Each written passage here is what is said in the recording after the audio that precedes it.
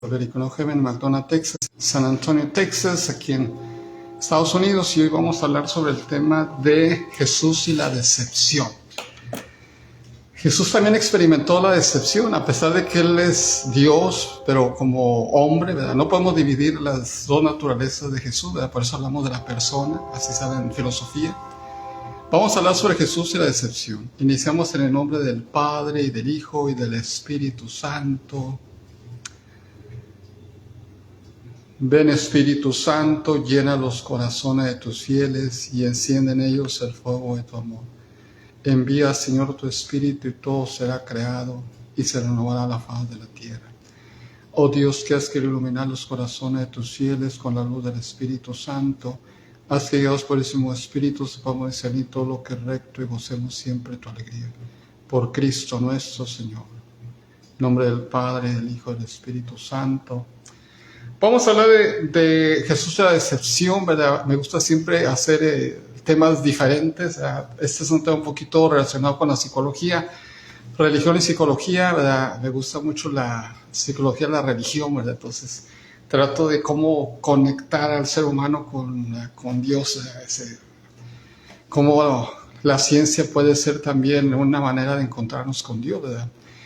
Entre más estudia uno, más se da cuenta que Dios está en medio de todo, de la ciencia. Por eso yo digo que el que ha estudiado y la verdad renuncia a Dios es porque la verdad no estudió todo lo que tenía que estudiar. Pero bueno, la decepción. ¿Por qué hablo de este tema? Hoy el Evangelio de hoy, ¿verdad? Hoy es día 20 de agosto. El Evangelio está tomado de San Mateo capítulo 20, del 1 al 14, y habla de que Dios, ¿verdad? Él habla de una parábola, ¿verdad? El rey, ¿verdad? Que es Dios, ¿verdad? Se decepciona a la gente.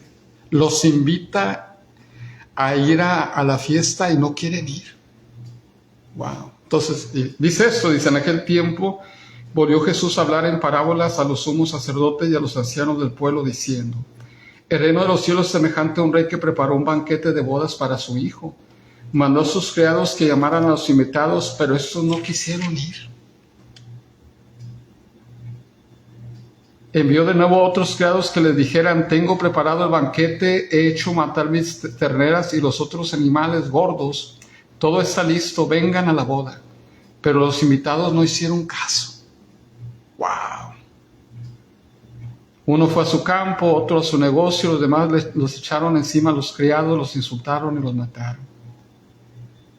Palabra del Señor, te alabamos, Señor. Así nos quedamos. Evangelio de San Mateo capítulo 22, verso del 1 y 2. La decepción. ¿Qué significa la decepción? La decepción no va a ser otra cosa sino una emoción peligrosa de que yo esperé algo y no lo tuve. Lo que yo pensaba y lo que pasó. La realidad, lo que yo pensaba con lo que realmente pasó, ¿verdad? Y entre lo que yo pensaba y la realidad, eso que en psicología se le llama la frustración, ¿verdad? Eso es donde viene el dolor y eso es donde viene la decepción, ¿verdad? Es decir, me decepcionaste porque yo esperaba de ti. Ahora, desde el punto de vista psicológico, pues se acabaría la decepción, ¿verdad? Si nosotros, ¿verdad? Pues fuéramos personas completamente equilibradas, en donde no tuviéramos distorsiones cognitivas, donde no tuviéramos sesgos cognitivos, donde no tuviéramos disonancias cognitivas, pero tenemos de todo. Entonces, ¿cómo le hago? Ya lo sentí. Y Jesús lo sintió. Y no solamente en eso, ¿verdad? Vamos a ver otra cita, ¿verdad? Que también lo siente. El domingo va a ser otra cita parecida. Por eso quise tomar este tema, ¿verdad? La decepción, ¿verdad? Y fíjense, nosotros hablamos mucho que, la gente me decepcionó. Es que yo esperaba mucho de ellos. Esperaba mucho de mi hijo. Esperaba mucho de mi esposo.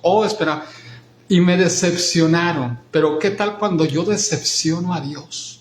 Dios esperaba de mí y ¿qué hiciste, burro?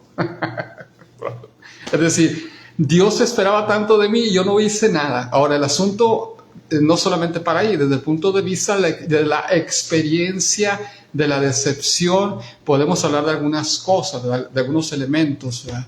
De tipo conductivo, de la conducta. Pero si viéramos más atrás, ¿verdad?, en lo que causa en verdad la decepción, diríamos que más bien es la esperanza equivocada o una inmadurez emocional, ¿verdad? Pero bueno, porque por ejemplo vemos en el Evangelio, vamos a ver en el Evangelio del domingo que está tomado de Evangelio de San Mateo capítulo 16, verso del 13 al 20, que vamos a leer el domingo.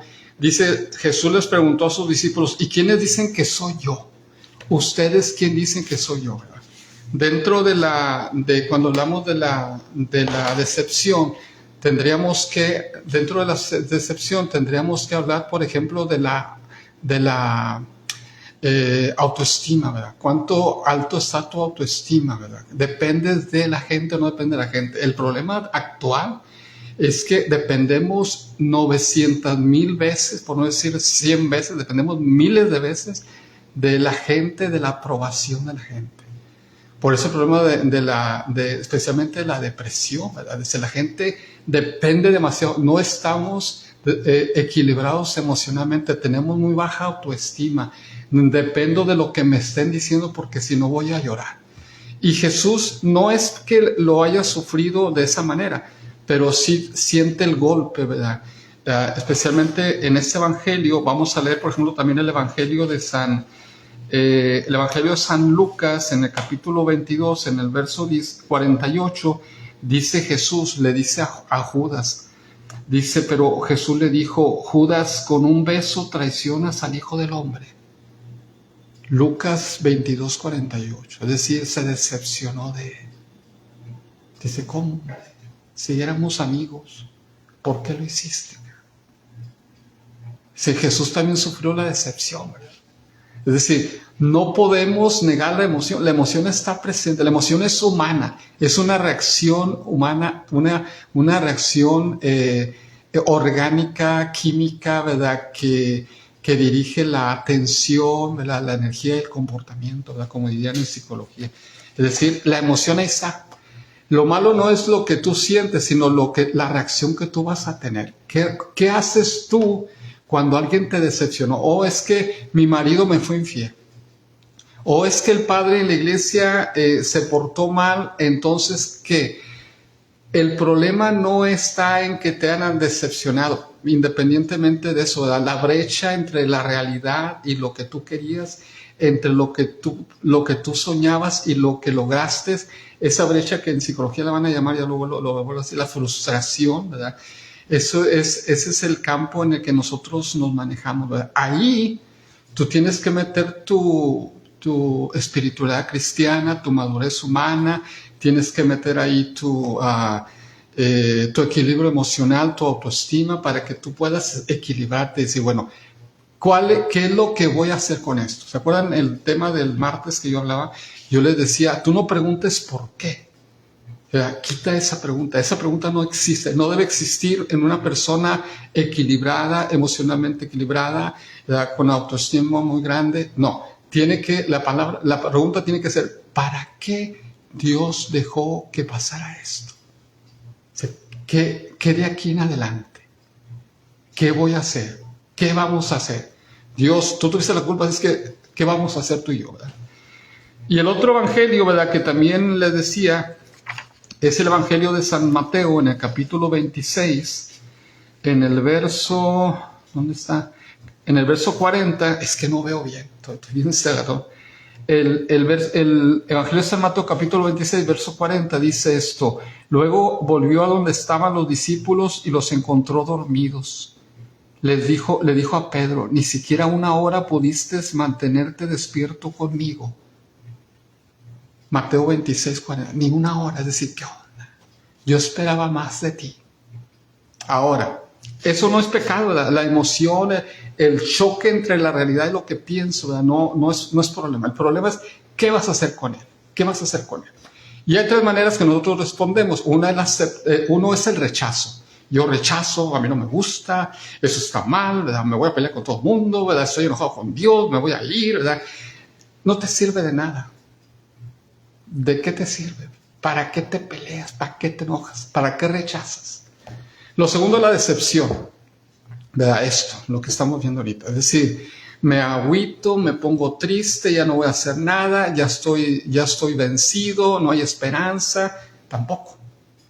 Lo que Dios quiere es que nosotros aceptemos eso, decir, bueno, pasó. ¿Qué vamos a hacer? ¿Para qué esto? ¿Entiendes? Entonces Jesús tuvo la experiencia de la decepción, ¿verdad? Lo vamos a ver en el Evangelio de hoy, lo vamos a ver en el Evangelio del domingo, lo vemos en el Evangelio de San Lucas capítulo 22, lo vemos en el Evangelio de San Lucas capítulo 26, lo vemos no me acuerdo ahorita el Evangelio, la cita de donde dice Jesús, está afuera de las afueras de Jerusalén y dice, Jerusalén, Jerusalén, yo quise cuidarte, yo quise mantenerte debajo de mis alas como las gallinas mantienen a los pollitos, pero tú no quisiste, fuiste un burro. Entonces muchas veces las cosas pasan, una porque nosotros queremos y hicimos malas decisiones y tenemos que aceptarlo. Lo otro, ¿verdad? ¿Cómo construir una personalidad que tenga más autoestima, ¿verdad? Que podamos nosotros tener mayor autoestima. Jesús como hombre era increíble. El problema ahorita, yo he visto mucho en la psicología, en esos años que he estado estudiando psicología, yo he visto mucho que se tiene mucha la tendencia a buscar el estoicismo, la filosofía estoica, la espiritualidad budista, con lo del mindfulness, de la atención, de la atención, ¿verdad? Que ellos le dicen, ¿verdad? ¿Pero por qué? Porque quizá a lo mejor los que escribieron la Sagrada Escritura le pusieron mucha atención a la actividad de Jesús, pero no le pusieron mucha atención a la vida espiritual. Tenemos algunas cosas de vida espiritual en Jesús, por ejemplo, los 40 días que pasa en el desierto, lo podemos ver en el Evangelio San Lucas capítulo, Marcos capítulo 4. Bueno, al principio de los Evangelios, especialmente San Marcos, ¿verdad? Cuando dice que Jesús estuvo 40 días y 40 noches, ¿verdad? Y cuando muchas veces en los Evangelios Jesús iba a orar, pero casi no lo vemos. Pero pensamos que Jesús era solamente un predicador, y no, tenía mucha fortaleza espiritual, ¿verdad? ¿Por qué Jesús pudo superar esto? Porque tenía fortaleza espiritual. Porque tenía lo que le llaman en psicología la autoestima, ¿verdad? Porque a pesar de que a veces tenía duelos emocionales, ¿verdad? Pero él los podía fortalecer porque él tenía lo que le llaman la motivación intrínseca, que era la fe, el gran amor que le tenía al Padre. Especialmente el Evangelio de San Juan, ¿verdad? Cuando Jesús dice, es que el Padre y yo somos uno mismo, nos queremos mucho, no hay secretos, nos amamos mucho. Yo hago la voluntad de mi Padre, yo lo quiero mucho y así como lo quiero, ustedes quieran. La motivación intrínseca es fundamental, ¿verdad? Para todo equilibrio emocional y para toda autoestima, ¿verdad? ¿Qué hacemos, verdad? ¿Qué hacemos cuando primeramente no te enojes con nadie, ¿verdad? ¿Por qué? Porque muchas veces el problema no está en la decepción, sino en que tú no aceptas que los demás son diferentes. A veces nosotros queremos tener el control de todo. ¿Cuál es el problema fundamental en el desacuerdo social que tenemos? En todo. En las parejas, en los hijos con los padres con los hijos. ¿Cuál es el problema? Que queremos controlar todo. Es que tú deberías haber sido como yo quería. Es que tú deberías haber pensado como yo pienso. Es que tú deberías haber actuado como yo actúo. Ándale, sí. Chucha y tus calzonzotes y qué, ya. Tú eres el jefe, el dueño, ¿verdad? Tú eres el supremo. Claro que no, ¿verdad? Tenemos que aprender, ¿verdad? Que todos somos diferentes y que la verdad siempre va a haber mucha diferencia entre lo que pensamos y lo que hacemos. Eso es lo que se llama las disonancias cognitivas. Entre lo que yo espero y lo que tú me vas a dar. Porque la mente, como yo les he dicho en otros temas, la mente va al infinito. Y las acciones son finitas. Es decir, no podemos. Cuando tú te decepcionas y entonces actúas en consecuencia, pues tú estás equivocado. Porque no te das cuenta que con el que estás hablando es un ser humano. Ni siquiera con tu esposo, con tu esposa puedes hacer así. Es decir, él va a seguir siendo como es, ella va a seguir siendo como es, ¿verdad? Porque en verdad el amor tiene que ser aceptar a la otra persona como es. Por eso es muy complicado, ¿verdad? En la actualidad, ¿verdad?, se ha dicho mucho como una falacia, ¿verdad?, de conocimiento, una falacia.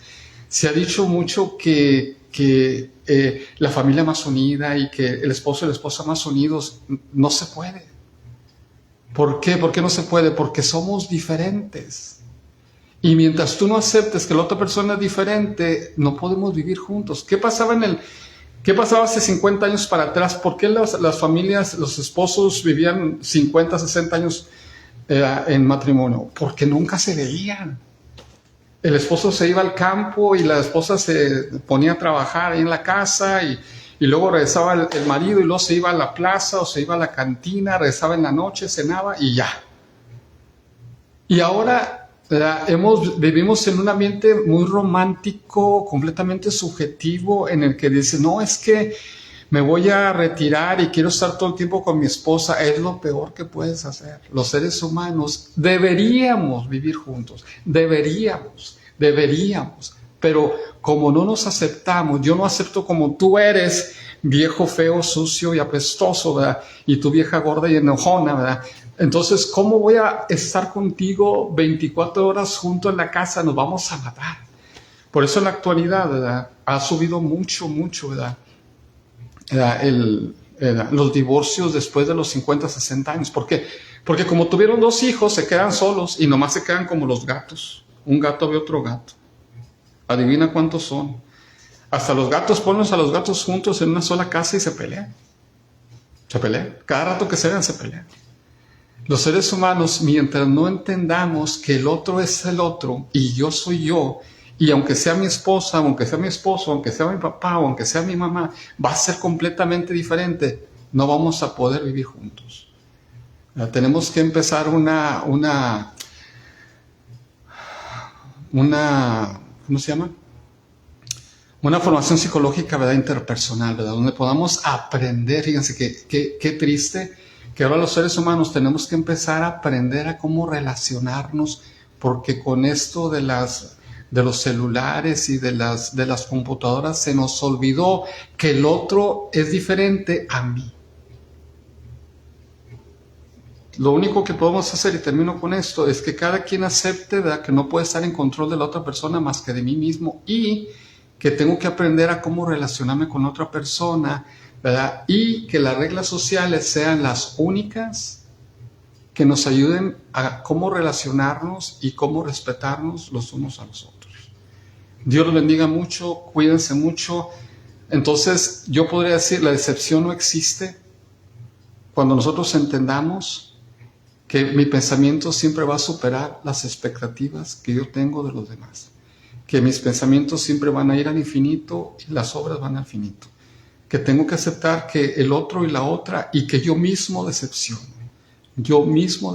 a los demás. Porque nunca voy a estar, ¿verdad?, al mismo nivel de tus pensamientos. Gloria al Padre, al Hijo y al Espíritu Santo, como era en un principio, ahora y siempre, por los siglos de los siglos. Amén. En nombre del Padre, del Hijo y del Espíritu Santo.